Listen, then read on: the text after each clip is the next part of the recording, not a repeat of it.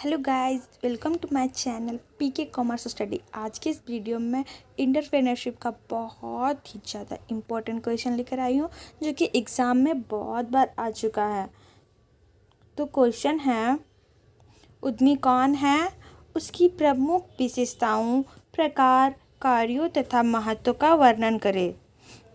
Guys, ये question बहुत ही ज़्यादा इम्पोर्टेंट है, तो वीडियो को अंत तक केयरफुली देखेंगे ताकि आपके एग्ज़ाम में आए तो आप इसका आंसर इजी वे पे दे पाएंगे। तो सबसे पहले मैं इसका बेसिक अर्थ बता दूँ कि उद्यमी कौन होता है। उद्यमी वह व्यक्ति होता है जो अपना खुद का बिजनेस स्थापित करता है और जो बिज़नेस में हानियाँ होती है उस हानियों को स्वयं वहन करता है, यानी एक रिस्क उठाते हुए जोखिम जितने भी आते हैं उस जोखिम को सहन करते हुए व्यवसाय को चलाने की जज्बा रखते हैं, उससे ही उद्यमी कहा जाता है। उद्यमी को साहसी भी कहा जाता है। वो ये नहीं सोचते कि भविष्य में हानि होंगे या लाभ, ये सारी चीज़ों की चिंता ना करते हुए व्यवसाय को प्रारंभ करते हैं, उसे ही उद्यमी कहा जाता है। चलिए अब हम लोग देखते हैं इसका शाब्दिक मीनिंग क्या होता है। उद्यमी का अर्थ, उद्यमी उत्पादन का चौथा महत्वपूर्ण साधन है। यानी कोई भी व्यवसाय को प्रारंभ करने के लिए हमें रॉ मटेरियल्स, लैंड, कैपिटल की आवश्यकता पड़ती है। तो ये तीनों के बाद हमें एक उद्यमी की भी आवश्यकता पड़ती है जो व्यवसाय चलाता है। आधुनिक युग में उत्पादन के साधनों में उद्यमी का महत्व बहुत ही अधिक बढ़ गया है। मानव शरीर का जो कार्य होता है वही उद्यमी उद्योग में उद्यमी का होता है। इसे उद्योग का कप्तान कहा जाता है। चलिए देखते हैं ये क्लासिकल अर्थशास्त्री क्या कहते हैं। क्लासिकल अर्थशास्त्री उद्यमी तथा संगठन में कोई भी अंतर नहीं मानते हैं। उस समय उत्पादन का पैमाना छोटा था, यानी ये पहले ज़माने के बारे में बता रहे हैं, बोल रहे हैं कि ये उद्यमी और संगठन में कोई अंतर नहीं था। पहले के ज़माने में उत्पादन का पैमाना बहुत छोटा था, इसलिए जो व्यक्ति पूंजी लगाता था वही अधिकांशतः संगठन भी करता था तथा जोखिम भी उठाता था।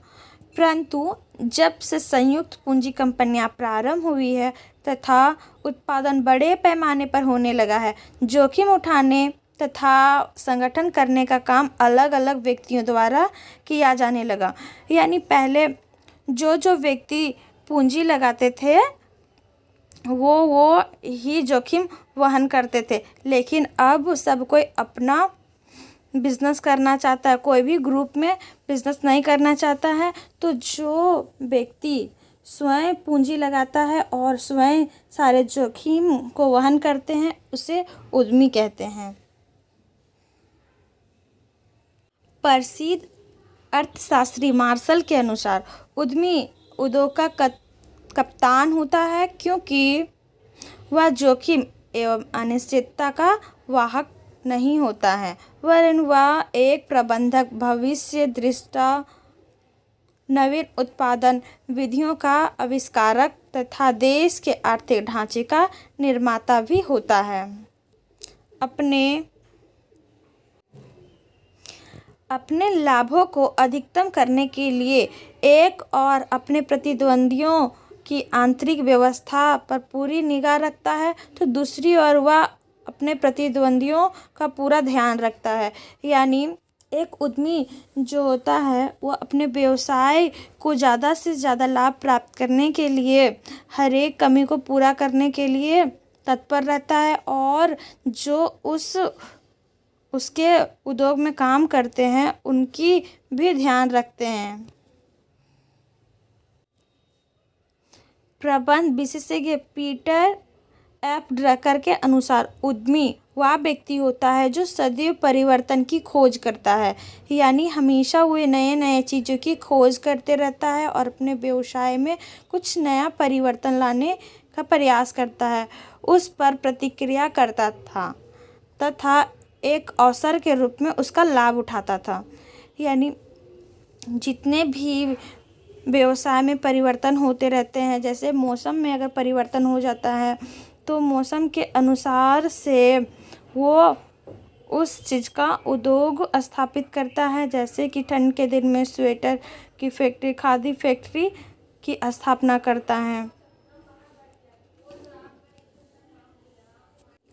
उद्यमी का अर्थ है मीनिंग ऑफ एंटरप्रेन्योर। उद्यमी वह व्यक्ति है जो किसी व्यवसाय की स्थापना करता है, उसे संबंधित आर्थिक निर्णय लेता है, जैसे किस वस्तु का उत्पादन करना है, कितनी मात्रा में करना है, किन साधनों की सहायता से किया जाएगा आदि, और जोखिम उठाता है। किसी भी व्यवसाय या उत्पादन को शुरू करने से पहले एक योजना बनानी पड़ती है तथा उत्पादन के साधनों जैसे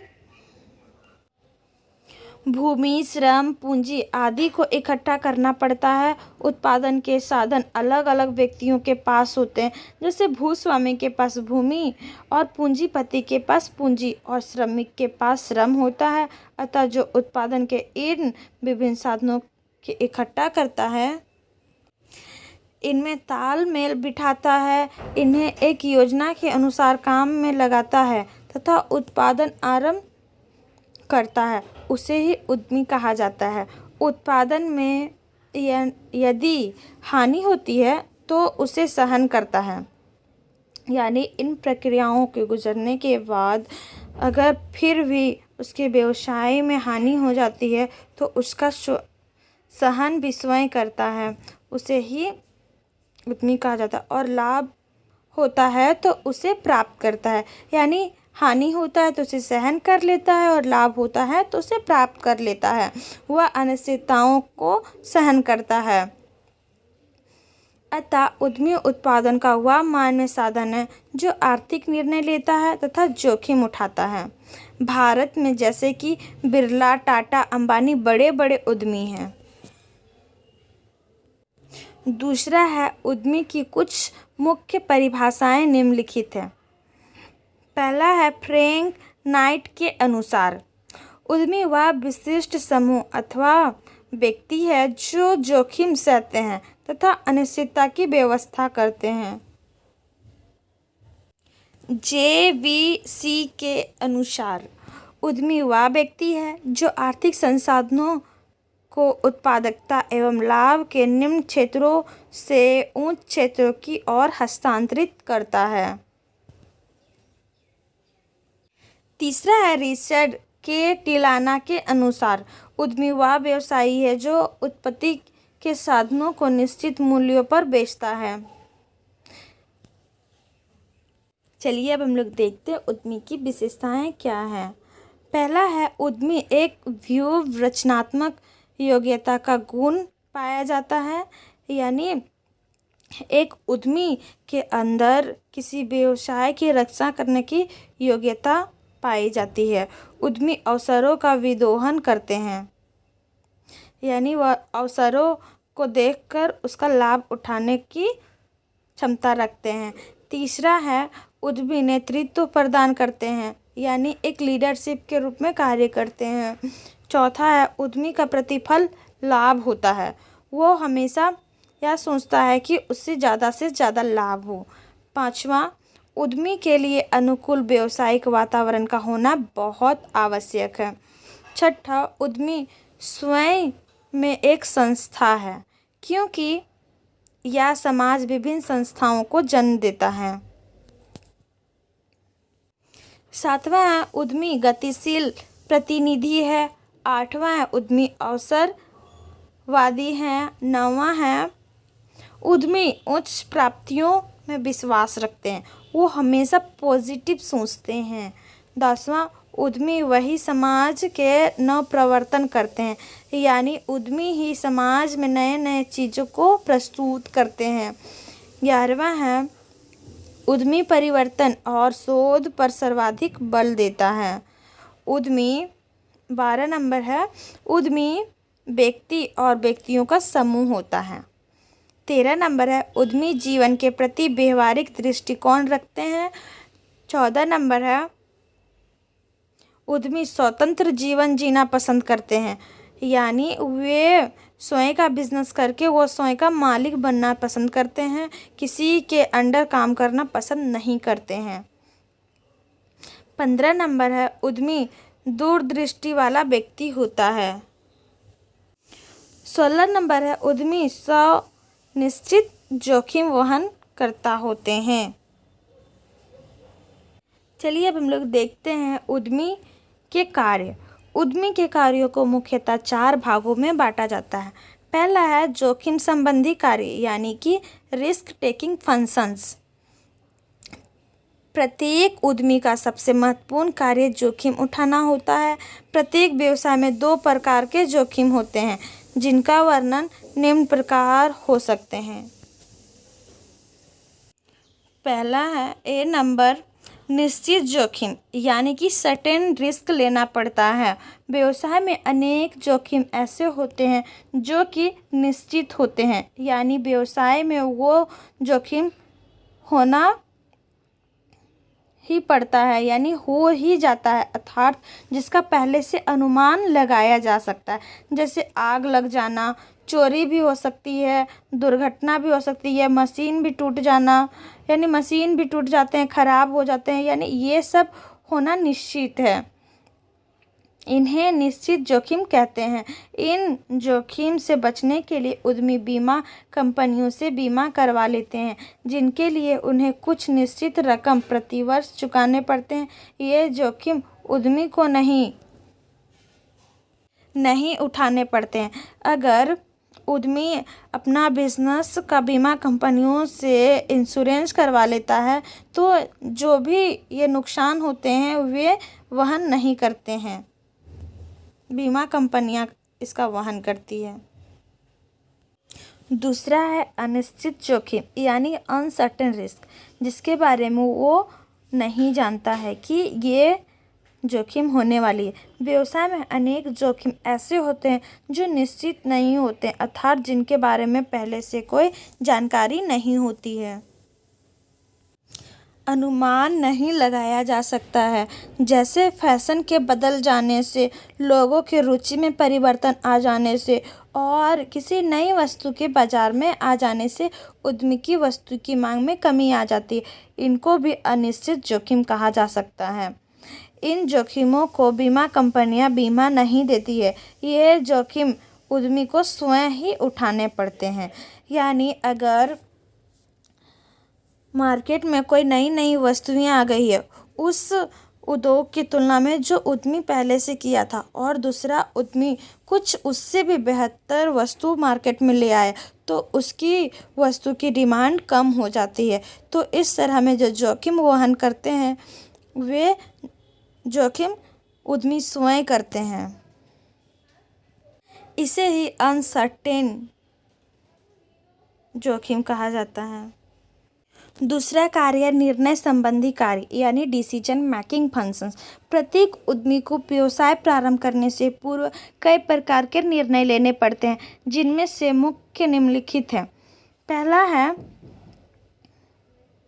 व्यवसाय का चुनाव, यानी सिलेक्शन ऑफ बिजनेस, कि उद्यमी कौन से व्यवसाय का उद्योग स्थापित करे कि ज़्यादा से ज़्यादा लाभ हो और उस उद्योग की सफलता आसानी से प्राप्त की जा सके। यानी संसार में बहुत से उद्योग हैं, सर्वप्रथम उद्यमी इस बात का निर्णय लेता है कि वह कौन सा व्यवसाय उद्योग प्रारंभ करे, जैसे लोहे का व्यवसाय करे या कपड़े बनाने का या कोई अन्य। यह एक अत्यंत जटिल समस्या है।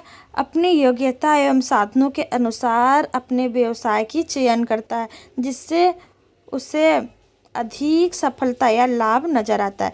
यानी जो उद्यमी के पास जितने पूंजी होते हैं उसी के आधार पे अपने बिजनेस को स्थापित करते हैं।